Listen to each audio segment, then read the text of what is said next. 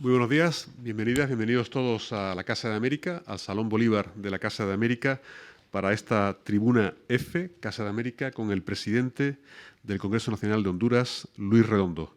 Presidente, bienvenido a la Casa de América, a su casa, a usted, al embajador de Honduras en el Reino de España, al secretario del Congreso de Honduras y a todos los miembros del Congreso y de la Embajada de Honduras que nos acompañan. Un saludo muy cordial también a Charo Gasca, la directora de internacional de la agencia EFE, colaboradora habitual, institución colaboradora habitual de Casa de América, a todas las autoridades, invitados, cuerpo diplomático, periodistas de otros medios que nos acompañan. Bienvenidos, bienvenidas a esta institución, la Casa de América, que siempre quiere ser el lugar del encuentro entre el continente americano y España. Presidente, la tribuna F Casa de América es una iniciativa, un espacio de colaboración entre esta institución, la Casa de América, y la agencia F, que abre un espacio de conversación, de diálogo, por lo tanto de encuentro, de los medios de comunicación con las principales autoridades americanas que pasan por España. Tenemos ya más de un decenio de actividades en esta tribuna F y en estos más de 10 años ha habido más de un centenar de tribunas F con diversas personalidades del continente americano. Por citar solo algunas de los últimos meses en los que yo he tenido ocasión de estar presente, hemos tenido al vicepresidente de El Salvador, a la presidenta del Senado de Chile, y hace apenas unos meses a su compatriota, el canciller de Honduras, Enrique Reina. Para nosotros, la Casa de América, es un honor recibirle hoy en este espacio.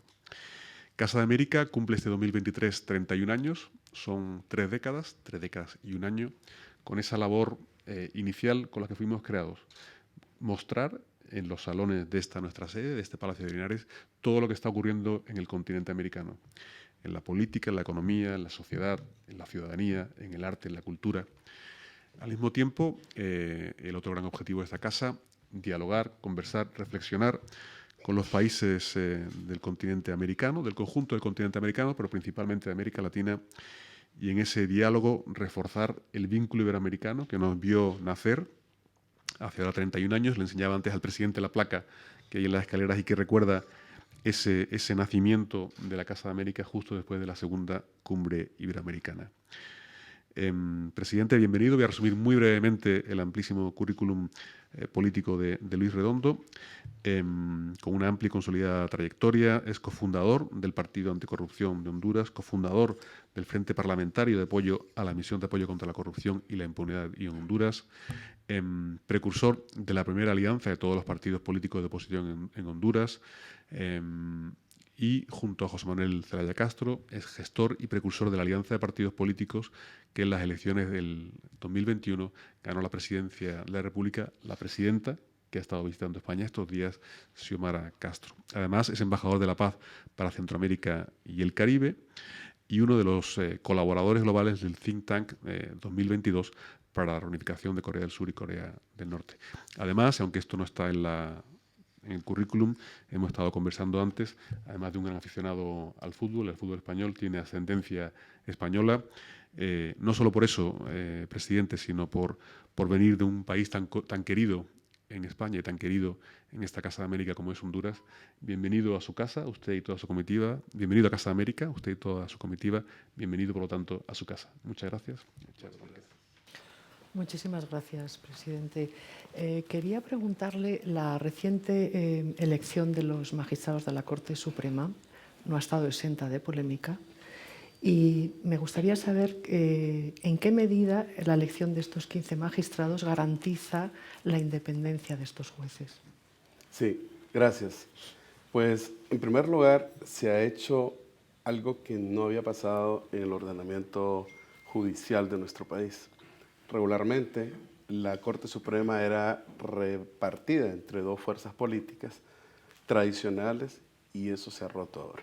Se ha roto porque ahora la composición de la Corte Suprema de Justicia, que tiene 15 magistrados, tiene la integración de personas que han sido postuladas, se autopostularon, pero fueron promocionadas o obtuvieron el voto de varias de las fuerzas políticas del Congreso Nacional, y esto garantiza el que, como no hay mayoría de los 15, se tenga que llegar a consensos en aquellos casos donde amerite tener que llegar a algún tipo de consenso. Es importante mencionar que en Honduras regularmente la elección de la Corte Suprema de Justicia estaba plagada de situaciones de acuerdos, inclusive penosamente se conoce en tribunales de justicia de Estados Unidos en casos vinculados con el narcotráfico que en algún momento hubo financiamiento del narcotráfico para poder influir en las decisiones tanto del Congreso, donde yo estoy, como también de las decisiones que se pudieran hacer en la Corte Suprema de Justicia. Y en este caso también antecedentes inclusive de compra de votos para los diputados que pudieran tomar una decisión y elegir magistrados. Eso no ha pasado ahora. Ahora lo que ha ocurrido es que se ha hecho una elección que tiene un antecedente importante. Uno, no hay dinero de por medio. Aquí no hay ningún financiamiento de ninguna estructura ni criminal, ni política, ni económica, sino que la capacidad de llegar a consensos cuando logramos 117 votos, algo que no había pasado para poder elegir a una Corte Suprema de Justicia que además tiene por primera vez, Honduras en 200 años solo había tenido 16 magistrados. Nosotros ahora con esta elección hemos puesto 8 de los 15, 8 son mujeres. Y eso también dice mucho de la voluntad política en un país que tiene también a la primera mujer presidenta en la historia del país. Entonces, en su opinión, este es un nuevo comienzo en la lucha contra el narcotráfico y la corrupción en la justicia, desde la justicia. Así es. De hecho, no solamente eso, sino que también de oportunidades para hacer una nueva reestructuración del ordenamiento jurídico en muchos casos, en receptación y lavado de activos, en corrupción, en el tema de impunidad, en la administración de justicia, en los circuitos anticorrupción que hay de jueces, entre otras cosas. Así que son muy buenas oportunidades que además de llegar a consensos a lo interno, van a requerir del acompañamiento complementario nuestro a través de la formulación de nuevas leyes. Y desde el Parlamento, en su opinión, ¿qué se puede hacer desde el Parlamento para la lucha contra la corrupción, que es uno de los males de muchos países? Bueno, lo venimos haciendo ya desde que, Honduras tiene una historia de años, por ejemplo, voy a citar un ejemplo, la ley de secretos.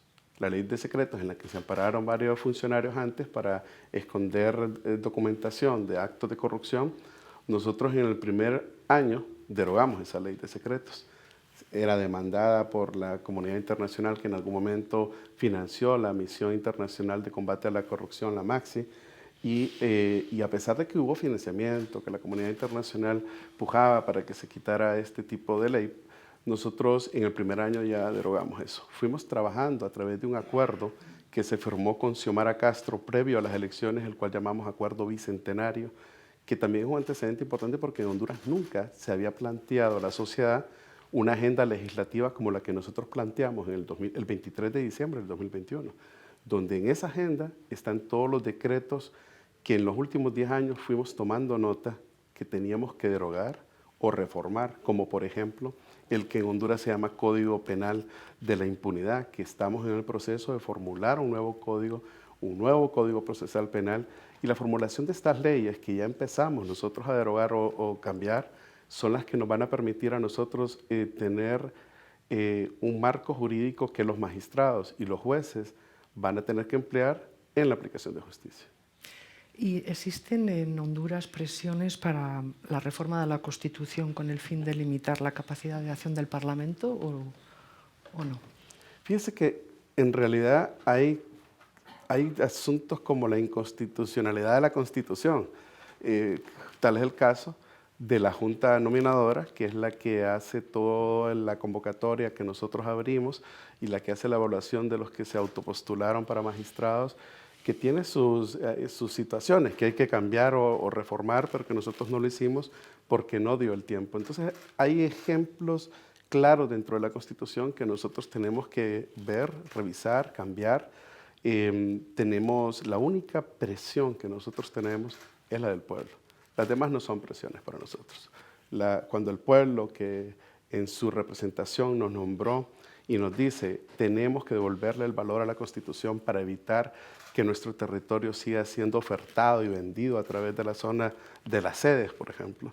Evitamos nosotros, cuando en el mundo hay guerras por territorio, nosotros lo hicimos jurídicamente, a través de una derogación de una ley orgánica de las sedes, a través de devolverle el valor original al texto de la Constitución, evitamos que hubiera baños de sangre, defendiendo nuestro territorio, y estamos en ese proceso. Son las presiones que tenemos del pueblo, que nos ha puesto en el lugar donde estamos, en un poder que es efímero, que cambia de dueño, que tiene un vencimiento, pero que nosotros en el primer año hemos hecho tantos cambios, inclusive esta reforma constitucional, devolverle el valor a la Constitución, que hay quienes nos han dicho de fuera, hey, va muy rápido, están haciendo muy rápido las reformas y las cosas, y nosotros decimos que vamos un poco lentos, pensamos que vamos lento porque son 12 años de estar viendo injusticias, abusos, y para nosotros en un año o en los 3 que nos hacen falta en nuestro gobierno, va a ser insuficiente para poder devolver el valor que desde el Congreso se hace a las leyes. El hecho de que el expresidente Hernández y su hermano estén siendo procesados, ¿no?, en Estados Unidos, es una señal de alarma sobre la penetración del narco en las más altas esferas del poder en Honduras. Sí, de hecho es una situación penosa para nosotros, penosa sobre todo porque esta vinculación que hay con el narcotráfico de estas 2 personas la llevaron al plano legislativo. Se va a escuchar ahora en un juicio de este año cuando hubo financiamiento por más de $1,5 millones para elegir inclusive la directiva del Congreso Nacional, del cual ahora nosotros hemos electo sin financiamiento de nadie ni de estructuras criminales.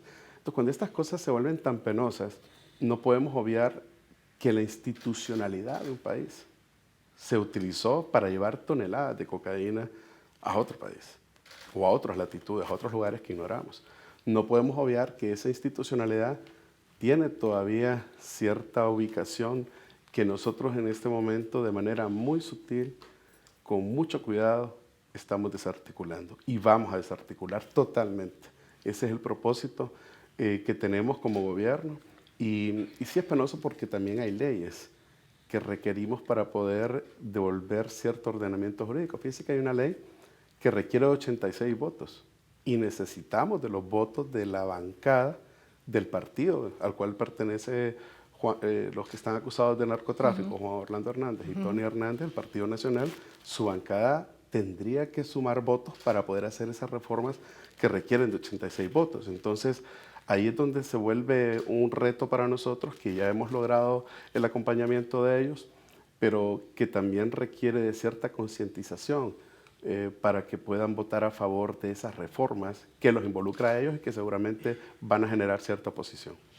¿Y esos proyectos están ya en debate o es un poco más a futuro?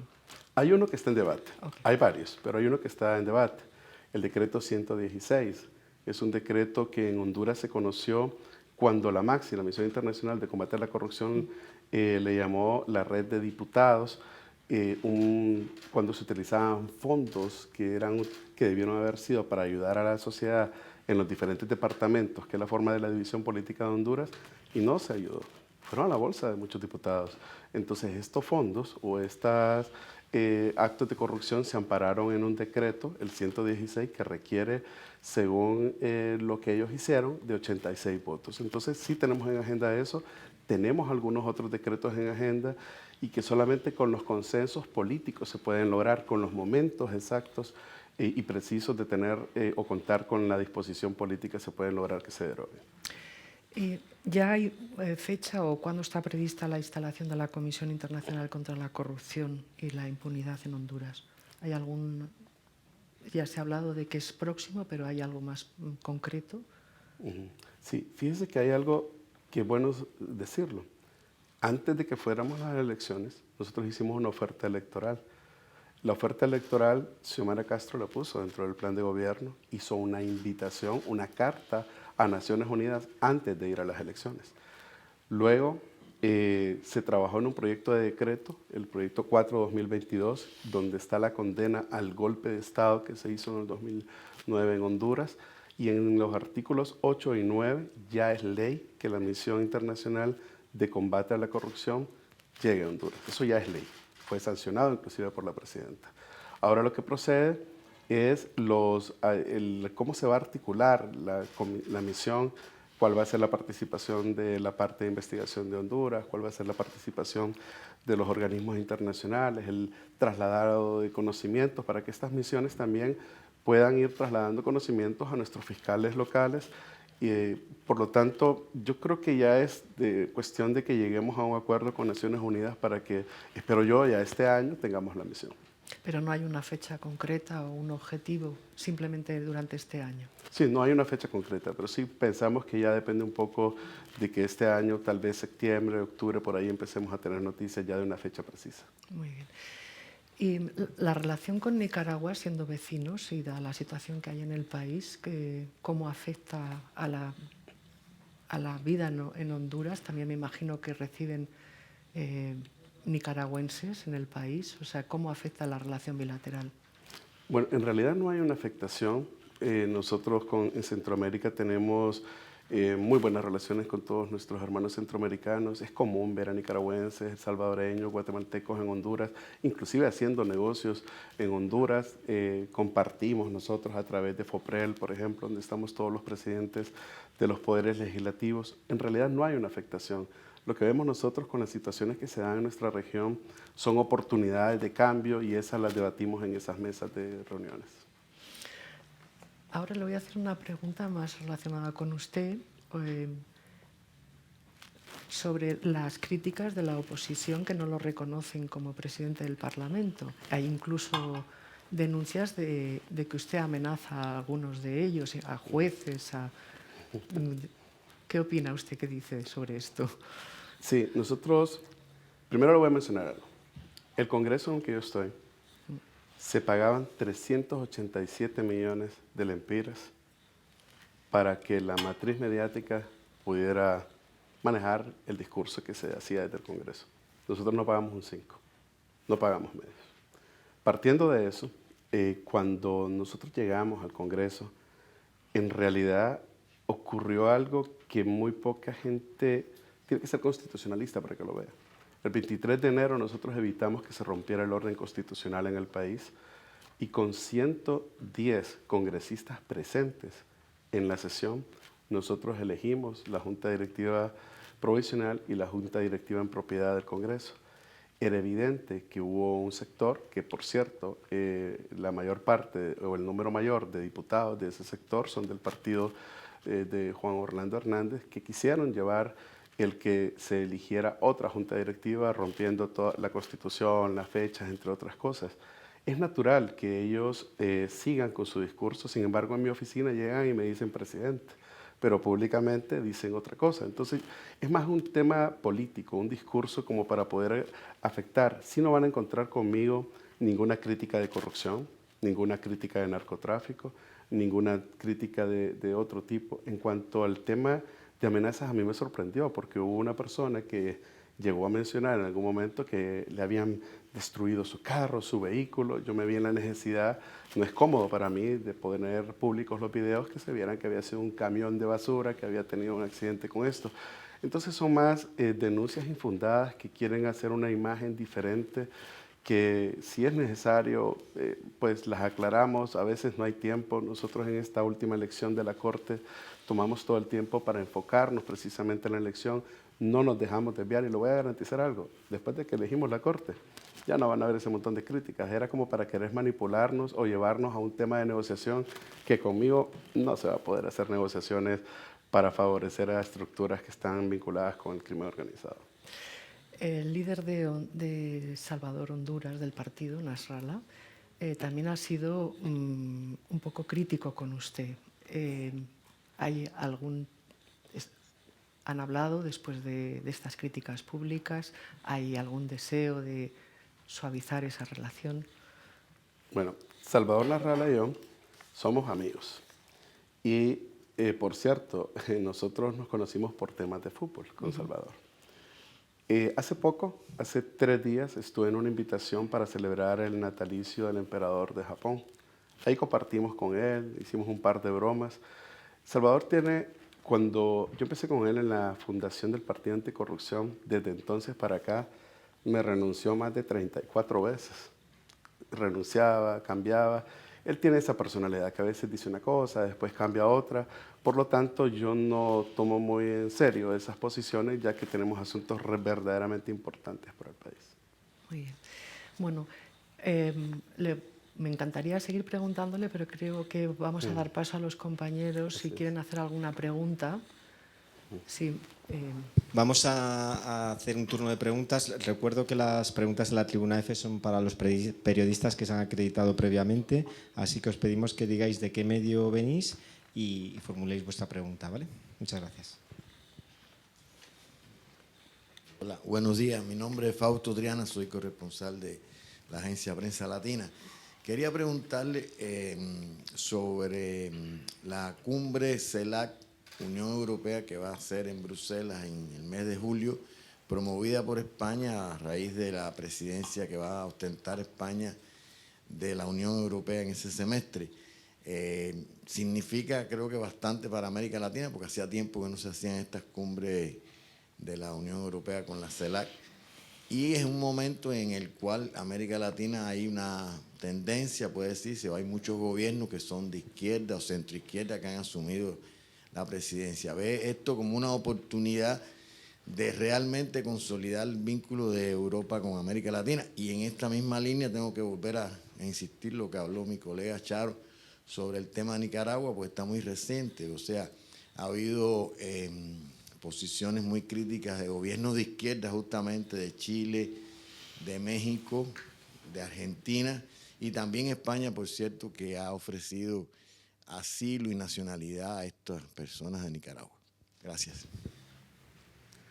Bien, nosotros pensamos y creemos que el liderazgo de la presidenta Xiomara Castro, al ser, por cierto, la única mujer que va a representar a un país en esta reunión, va a permitir que las oportunidades que hay o que se deben de poner ya los puntos sobre las IES en asuntos pendientes, como por ejemplo el acuerdo de asociación que hay entre Europa y Centroamérica, es una muy buena oportunidad para que se pueda hablar a través de estos encuentros, algo que beneficiaría a más de 51 millones de habitantes de Centroamérica, y creemos que ese liderazgo que ha demostrado tanto internamente la presidenta Xiomara Castro se va a manifestar en este tipo de reuniones. En cuanto a lo de Nicaragua, yo le puedo decir y reiterar, es tan buena la relación que tenemos nosotros con todos los países de Centroamérica que nuestro enfoque está en buscar los problemas en común, las situaciones que en común, que a través de lo que me corresponde a mí, desde nuestro poder legislativo, lo que llamamos la diplomacia parlamentaria, podamos nosotros ir agendando. Tenemos leyes comparadas, tenemos temas que superar como el robo de chip, de teléfonos celulares, homologar leyes diferentes a las que se acaban de hacer, y esas son las oportunidades que nosotros estamos viendo. Sí, buenas tardes. Michelle Hernández de On Cuba News. Me gustaría preguntarle, ya que se ha retomado el tema de Nicaragua, lógicamente, hay países como España, Argentina, Chile, que han estado dispuestos a darle nacionalidad y asilo a los refugiados políticos de Nicaragua. Honduras estaría dispuesto a darle nacionalidad y asilo a los refugiados políticos de Nicaragua, entre ellos figuras como Yoconda Belli. Y otra pregunta, ¿cómo son las relaciones actualmente con Cuba? ¿Tienen pensado Xiomara, tanto Xiomara como usted, algún viaje oficial a La Habana? Sí, bueno, la política exterior en Honduras la maneja el Poder Ejecutivo. Nosotros, sin embargo, a través de la diplomacia parlamentaria tenemos encuentros con congresistas de todos los diferentes parlamentos.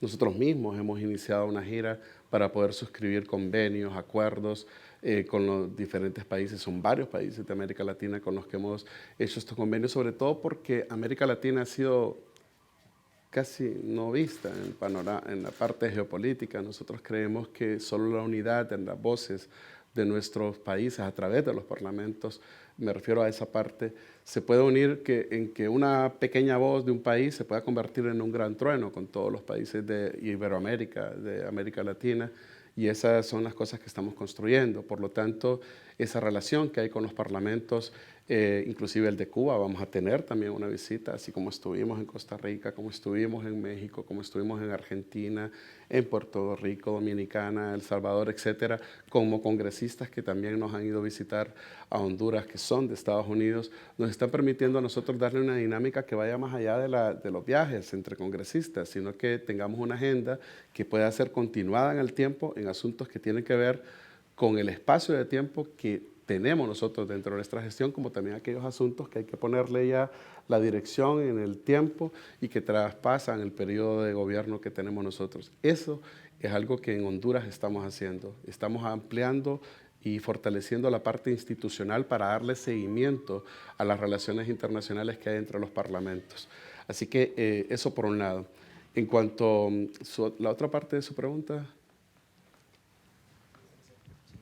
Sí, le preguntaba si Honduras estaría dispuesta a darle refugio o nacionalidad y asilo a los refugiados políticos de Nicaragua, como han hecho otros países como España, Argentina, Chile.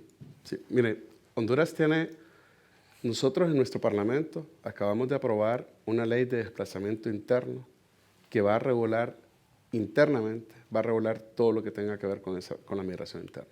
Pero también tenemos la entrada de cualquier cantidad de migrantes, especialmente por el sur del país, que vienen de diferentes países. Y aparte de eso, tenemos otra característica. Nosotros, especialmente en los años anteriores, tuvimos caravanas de migrantes, de hondureños que salían hacia Estados Unidos y se iban a pie desde Honduras, como también muchísimos migrantes de Honduras que están actualmente en España y en otros países de la Unión Europea. Es tan importante para nosotros el tema de la migración que la parte humana es la prioridad que nosotros le vamos a estar dando. Y lo hemos hecho, hemos ido del discurso a los hechos, y es cuando hemos regulado, cuando hemos aprobado leyes dentro de nuestro Congreso que puedan tener las consideraciones de la parte humana de cualquier migrante, cualquier persona que pueda pedir o pasar por nuestro país o pedir algún tipo de asilo.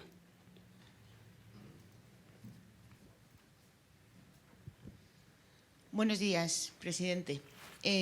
Soy Alida de la agencia EFE, compañera de trabajo con Charo. El otro día tuve la oportunidad de entrevistar al canciller Reina y él destacaba mucho lo mismo que ha destacado usted, el que en la cumbre iberoamericana su país pueda avanzar, su presidenta pueda avanzar en que se lleve a cabo finalmente ese acuerdo de la UE y Centroamérica. Y el canciller me apuntaba que hasta ahora había estado paralizado básicamente por algunos países europeos que no apoyaban ese acuerdo, y también porque hasta ahora ha habido gobiernos en Latinoamérica que no estaban a favor de temas multilaterales, digamos. ¿Usted sabe de qué países habla? Ya sé que es un tema que quizá vaya más por encima de su función, pero no sé. Bien, lo que le puedo mencionar es que nosotros el año pasado hicimos un viaje aquí al Parlamento Europeo, hicimos las visitas y acercamientos con quienes teníamos información en ese momento que podían apoyar el acuerdo de asociación que hay con Centroamérica. Y en base a eso es que hemos entablado o hemos iniciado con el intercambio de documentos para firmar esos acuerdos. Ya tuvimos también la visita en nuestro país de varios eurodiputados o congresistas de diferentes países de aquí de Europa, y en base a eso es que estamos construyendo nosotros esa parte que se ocupa, ¿verdad?, del diálogo, de hablar, no decir este país falta, el otro se va a sumar o no se va a sumar, sino que esperar la reacción, sobre todo porque ha cambiado la cosa en Centroamérica. El tema de violaciones de derechos humanos entendemos que ha sido uno de los puntos que se ha puesto sobre la mesa como para decir, sí, el acuerdo de asociación, pero cuando haya un cambio de tal cosa. Entonces eso es algo que se ha superado nosotros mismos con el cambio de gobierno. Hemos garantizado muchos asuntos sobre los derechos humanos de las personas, y también hemos impulsado y lo hemos conversado a través de los espacios que tenemos con los presidentes de los diferentes poderes legislativos en Centroamérica. Ya hay otra pregunta. ¿Usted en esta visita a España se ha reunido con alguno de sus homólogos del Parlamento español? ¿Con quién? ¿Qué encuentros ha mantenido? ¿Qué han conversado? Sí, primero ayer fue con la presidenta del Parlamento Español, con quien estamos muy agradecidos por la cordialidad, por su visita, por el tiempo que nos ha dedicado. Nosotros venimos en ese mismo sentido, en hablar de qué podemos suscribir como convenios o acuerdos. Sin embargo, no ha sido necesario. Con España pasa una particularidad, y es que no ha sido necesario que tengamos un acuerdo, un convenio entre los parlamentos para iniciar con procesos que son sumamente importantes. Le voy a mencionar uno. Justo ahora, mientras nosotros hablamos, en estos días, hace unos días se inició y sigue estos días y todavía va a continuar una formación que se da por parte del Parlamento Español para varias personas en América Latina, de las cuales puedo decir que me lo dijeron acá, yo no lo sabía, que Honduras tiene una de las más amplias participaciones. Eso demuestra la voluntad que tenemos nosotros desde nuestro Congreso, nuestro Parlamento, de fortalecer la parte institucional que ha sido deteriorada. Es que, mire, tengo que decir esto. En realidad nosotros cuando llegamos al poder del Congreso Nacional, lo encontramos vacíos, sin libros contables, sin estados financieros. Las computadoras, si habían en total 140, por decir un número en el Congreso, más de 50 formateadas. Nos eliminaron la información, no teníamos registros, no teníamos archivos, no había memoria histórica. Y en vez de, no podemos venir, salir y quejarnos, sino que lo que vimos con esto es empezar de nuevo. Prácticamente estamos refundando el poder legislativo, y una gran parte de esa refundación va a tener o va a contar con las historias de éxito, que parece mentira, pero las historias de éxito que España tiene aquí, que tal vez puede ser rutinario o algo del día a día, para nosotros es un pilar fundamental para construir nuestras propias historias de éxito. ¿Algún periodista más quiere hacer alguna cuestión? ¿No? Bueno, pues entonces muchísimas gracias, presidenta, ha sido un placer. Gracias a usted, gracias a EFE también, a los periodistas que formularon sus preguntas. Solo decirles que nosotros estamos por acá, vamos a reunirnos también con alguna gente de la diáspora. Veo que por aquí hay algunos que se han movilizado para estar con nosotros este día. Nos vamos a reunir. Nosotros estamos moviéndonos por el mundo porque creemos que Honduras, que América Latina, debe ser visto con otros ojos. Los ojos que permitan que nos tratemos de igual a igual, sin subordinación, de manera complementaria, especialmente con los efectos que se han producido con lo de la guerra de Ucrania, cómo nos ha afectado a nosotros, cómo nos ha afectado nuestra seguridad alimentaria, el tema del transporte, de cómo los fletes marítimos se han encarecido, el combustible que nos ha llevado a nosotros a tener que reaccionar como gobierno a solicitudes que se hicieron por la presidenta para que pudiéramos dar un subsidio del combustible, un subsidio para la gente menos favorecida de nuestro país. Entonces, toda esta parte complementaria no puede ser posible solamente dentro de nuestros países. Tenemos que salir y tenemos que decirle al mundo, hey, aquí estamos y queremos ser parte, pero no solo de las partes que otros dicen, también nosotros tenemos algo que decir, y en su momento lo iremos construyendo, y estos espacios como este, como el que nos brinda EFE, como el que nos brindan los diferentes presidentes de los parlamentos, nos van a permitir a nosotros, los latinoamericanos, a que nuestras voces se escuchen como un trueno, y que cuando nosotros hablemos, digamos, al mundo, tenemos algo que ofrecer como América Latina, pero también podemos recibir, pero también tenemos que aportar. Así que gracias a todos por este espacio. Muchas gracias.